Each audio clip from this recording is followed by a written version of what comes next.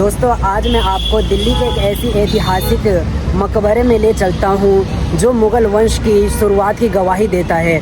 जो लाल पत्थर से बनी हुई, संगमरमर से बनी हुई एक ऐसी इमारत है जो गवाही देता है आज भी कि मुग़ल वंश की दौर कितना शानदार था। मैं बात कर रहा हूँ गयासुद्दीन तुगलक। आप मेरे पीछे देख रहे होंगे, पीछे गयासुद्दीन तुगलक का किला, और मैं अब उसी के जस्ट सामने जा रहा हूँ गयासुद्दीन मकबरे में। और फिर मैं अंदर आपको जाके दिखाऊंगा कि गयासुद्दीन का मकबरा कितना शानदार है और इसके अंदर क्या क्या है।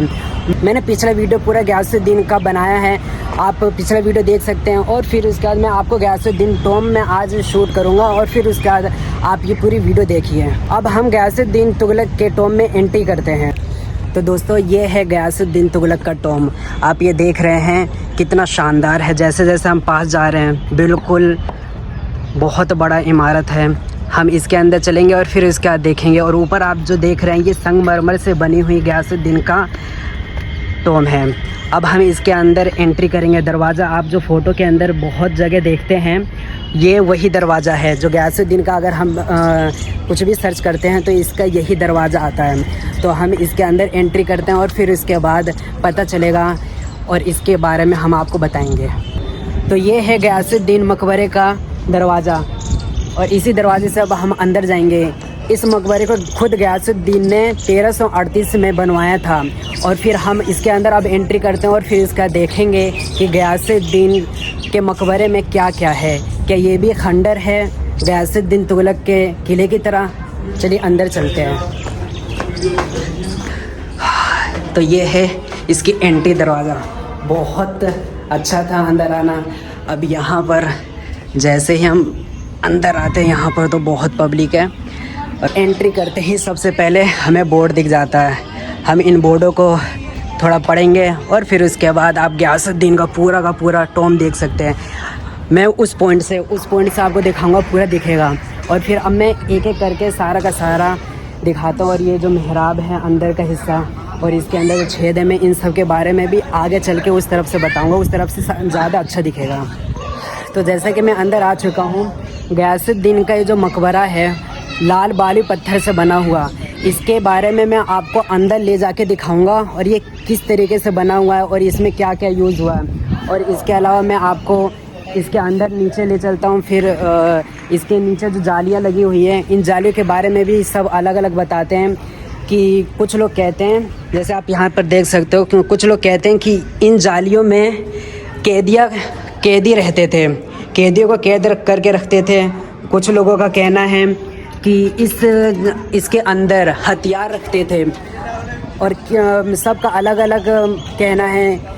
और मुझे भी नहीं लगता कि इसके अंदर कैदियों को रखते होंगे या फिर क्या होता होगा, मुझे नहीं पता। लेकिन इतना ज़रूर है कि इसके अंदर कुछ ना कुछ ज़रूर ख़ास है, क्योंकि हर तरफ जहाँ आप देखोगे हर तरफ आपको ये जाली दिख जाएगा। मैं आपको अंदर भी इस तरफ ले चलूँ तो आपको यहाँ पर हर तरफ यहाँ नीचे जाली दिख रहे होंगे। ये दिख रहे हैं आपको जाली। इन जालियों के नीचे आखिर क्या है, इनको बंद क्यों किया गया हमें नहीं पता, लेकिन कुछ तो राज है।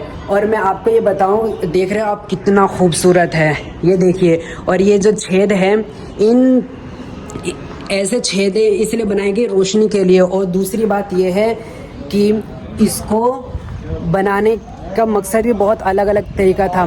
सुना है कि ना मंगोलों ने यहाँ पर 29 बार हमला किया था, लेकिन गयासुद्दीन तुगलक ने 29 बार उनको शिकस्त दी। और इन्हीं छेदों के कारण और इसके आसपास जितने भी थे सारा पानियों से घिरा हुआ था और जानवर थे। अब मैं आपको इसके दूसरे हिस्से में ले चलता हूँ। ये वाला हिस्सा जो है इसकी बनावट बहुत अनोखी है। और यहाँ बताते हैं कि अलग अलग तरीके, लेकिन ज़्यादातर जो माना जाता है, हिस्टोरिकल जो बोलते हैं कि यहाँ पर जो उनके साहबजादे थे और जो उनके अच्छे पढ़े लिखे जो बेटे थे वो यहीं पर पढ़ाई करते थे। और फिर उसके बाद आप इसका चबूतरा देख सकते हैं कितना अच्छा है। और इसका हर एक जो बालू पत्थर से बना हुआ एक एक चीज़ बहुत ख़ास है। और यहाँ पर भी हर तरफ आपको छेद दिखाई दे जाएगा। बनाने का तरीका और हर एक चीज़ों को बहुत बारीकी से, बहुत बाखूबी तरीके से बनाया गया है। सच में मैं आपको कैसे दिखाऊं, क्योंकि ये ना जगह छोटा है और कैमरे के अंदर ये वीडियो ये सब कैप्चर नहीं हो पा रहा है, लेकिन आपको जैसा जहाँ तक आपको दिख रहा होगा ये सब बहुत अच्छे और अनोखे तरीके से बनाया गया। आप इसकी डिज़ाइन देखिए कितना खूब और अनोखा है। हर तरफ आपको एक अलग कारीगरी देखने को मिलेगी। और इसी के बिल्कुल बगल में वो जो आपको छोटा वाला इमारत दिख रहा है वो कहते हैं कि ज़फ़र ख़ान का है, और ज़फ़र ख़ान के बारे में मैं आपको वहीं चल के बताऊँगा। अब मैं आपको गयासुद्दीन के जनरल ज़फ़र ख़ान के मकबरे में ले जाता हूँ। ज़फ़र ख़ान ये एक ऐसे सिपाही थे जिन्होंने ज़फ़र ख़ान के लिए बहुत सारे युद्ध लड़े और हर युद्ध में ये जीते, और इन्होंने सिर्फ जीते ही नहीं और ये बल्कि शहीद भी हुए। उन्हीं के सम्मान में उनका ये मकबरा बनाया गया। आप ये देख सकते हो मकबरा, और जैसे अंदर एंट्री करते हैं तो बहुत अंधेरा ही अंधेरा है, उस वक्त तो बहुत उजाला होगा। और इसकी मैं आपको कुछ बहुत सारी चीज़ें भी बताऊँगा। ये जो मकबरा है ये देखिए ज़फ़र ख़ान का मकबरा जो है कितना अच्छे और खूबसूरत है। ये भी बिल्कुल संगमरमर से बनाया गया है। ऊपर भी आप ये देख रहे हैं ये भी संगमरमर से बना हुआ है, लेकिन चिड़िया और वक्त की मार ने इसको गंदा कर दिया। आप यहाँ पर जो इसकी बनावटी और ये जो छेद देख रहे हैं इसको भी बहुत अनोखे तरीके से बनाया गया है, क्योंकि आपको एक चीज़ आपको देख के हैरानी होगी कि हर तरफ यहाँ पर अंधेरा है, लेकिन ज़फ़र ख़ान जो उनका मकबरा है उसके ऊपर हमेशा रोशनी पड़ती रहती है। ये बिल्कुल चमकता रहता है और ये भी बिल्कुल संगमरमर से ही बना है। अब मैं आपको यहाँ से ज़फ़र ख़ान के टॉम से निकालकर अब मैं आपको गयासुद्दीन के टॉम में ले चलता हूँ। आप ये जो देख रहे हैं गयासुद्दीन का टॉम, गयासुद्दीन का मकबरा। अब मैं आपको गयासुद्दीन के मकबरे के अंदर ले चलता हूँ। ये जो आप देख रहे हैं चारों तरफ से बिल्कुल सेम बनावट है।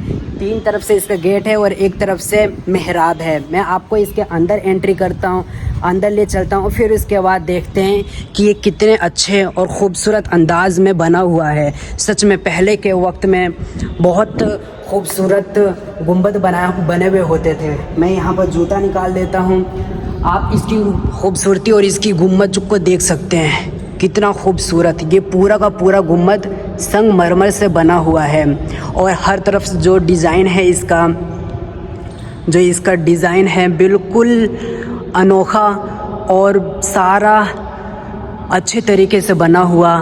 संगमरमर का कितना असर होता है, बिल्कुल वाइट अभी तक चमक रहा है। और यहाँ पर ये जो मेहराब है अक्सर कब्रों के या फिर कब्रिस्तान के पास मेहराब बनाया जाता है मुस्लिम इतिहास के अंदर। और मैं आपको इसके मकबरे के बारे में बताऊं, इसका जो मकबरा है ये 3 मकबरे हैं। इनमें से एक जो बताया जाता है बीच वाला, और कुछ लोग कहते हैं बड़ा वाला तो इसमें फ़र्क नहीं पता, लेकिन ज़्यादातर बीच वाले को कहा जाता है कि गयासुद्दीन तुगलक का है। और दूसरा वाला जो इधर है साइड में आप देख रहे हैं ये बताते हैं कि मोहम्मद बिन तुगलक का है, लेकिन कुछ इतिहासकार मानते हैं कि मोहम्मद बिन तुगलक का मकबरा दक्षिण भारत में मौजूद है।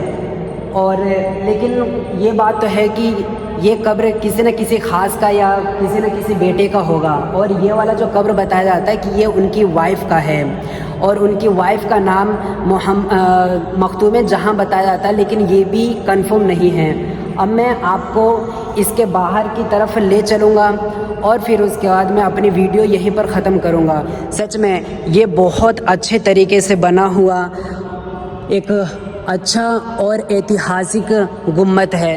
ये सुल्तान जो तुगलक वंश का पहला शासक था, बहुत लंबे समय तक इन्होंने राज किया और फिर उसके बाद किसी हत्या में इनकी जान चली गई। और ये जो किला है, ये जो मकबरा है, पूरा एक बालुई पत्थर और चट्टानों के ऊपर बना हुआ है। और मैं आपको अब बाहर से थोड़ा सा इसका नज़ारा दिखाऊंगा और फिर उसके बाद मैं अपनी यहीं पर वीडियो ख़त्म कर दूंगा। तो दोस्तों अब इस खूबसूरत नज़ारे के साथ अपनी वीडियो हम यहीं पर ख़त्म करते हैं। आपको उम्मीद है वीडियो पसंद आई होगी। और वीडियो ख़त्म करने से पहले एक चीज़ क्लियर करना चाहूँगा कि जो मोहम्मद बिन मैंने जो बताया था इनका मकबरा 1338 में नहीं 1328 में बना था। अगली वीडियो हम गयासुद्दीन तुगलक के बेटे मोहम्मद बिन तुगलक के ऊपर लाएंगे, जो उनका किला बगल में ही है। अब यहीं पर अपनी वीडियो ख़त्म करते हैं। वीडियो बनाने में बहुत मेहनत लगती है। उम्मीद है वीडियो पसंद आई होगी। अगली वीडियो जल्द आएगा। हमारे चैनल को सब्सक्राइब करके नोटिफिकेशन ऑन ज़रूर रखें और लाइक करें, कमेंट करें। अगली वीडियो में दोबारा मिलेंगे। Thank you, bye bye.